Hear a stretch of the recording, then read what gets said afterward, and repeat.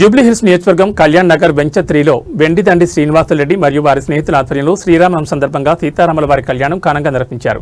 ఈ కార్యక్రమంలో ముఖ్యంగా 7గురు దంపతుల కళ్యాణ వేదికపై కూర్చుని రాముల వారి కళ్యాణం చేయించారు.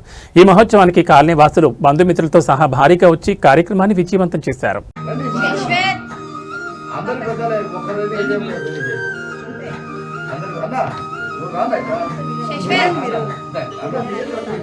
లోక కళ్యాణానికి అందరు పెద్దలే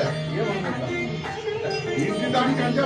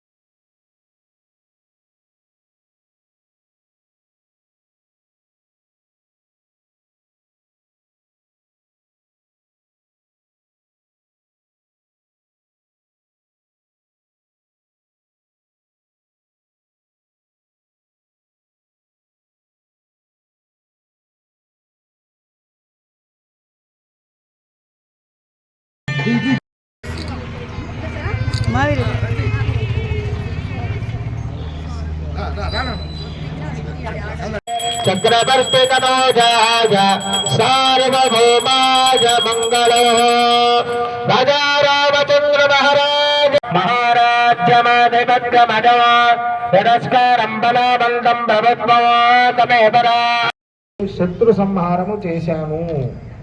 మరి ద్వాపర యుగంలో ఎవరి దగ్గర ఉన్నావోయా అంటే సాక్షాత్తు రణరంగంలో ఉన్నటువంటి శ్రీకృష్ణ భగవానుడు చక్రాయుధం పట్టుకుని అందరినీ సంహరించడానికి నన్ను ఉపయోగించేటటువంటి యోగ్యత కలిగినటువంటి ఆ స్వామి దగ్గర ద్వాపర యుగంలో నేను ఉన్నాను. మరి కలియుగంలో ఎక్కడున్నావయ్యా? భగవంతుడైతే ఎక్కడా బయటకు వచ్చి రాడు, మనలాగా నడవడు. మరి ఎక్కడున్నావయ్యా అనంటే సాక్షాత్తు కలియుగ ప్రత్యక్ష దైవమైనటువంటి వెంకటేశ్వర స్వామి యొక్క కుడి చేతిలో ఉన్నాను అని సుదర్శన భగవానుడు చెబుతాడు. అటువంటి సుదర్శన భగవానుడి యొక్క ఆరాధనను జరుపుకున్నాం.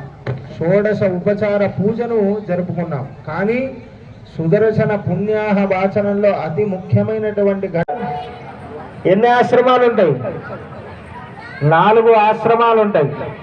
బ్రహ్మచర్యము, గృహస్థాశ్రమము, వానప్రస్థము, సన్యాసము. బ్రహ్మచర్యం ఏముంది? తింటాడు, వెళ్తాడు, ఆడుకుంటాడు, చదువుకుంటాడు, లేదంటే అటు ఇటు గెంతులేస్తాడు. స్వామి యోగ ధ్యానంలో ఉంటాడు నరసింహస్వామి. ఆ సుదర్శనుడికి అంత శక్తిని ప్రసాదించేటటువంటి వాడు నారసింహస్వామి. మరి కృతేతు నారసింహశ్చ త్రేతాయాం రఘునందన. మరి రామచంద్రుడు అవతరించినప్పుడు ఆయనేమో ఎప్పుడు సుదర్శనం అన్నది పట్టుకోలేదు కదా. మరి అంటున్నారు, ఇలాంటివి ఎవరైనా చెప్తారా? చెప్తారు. ఈ కాలంలో కొంతమంది చెబుతున్నారు. కానీ అందరికీ తెలవాలి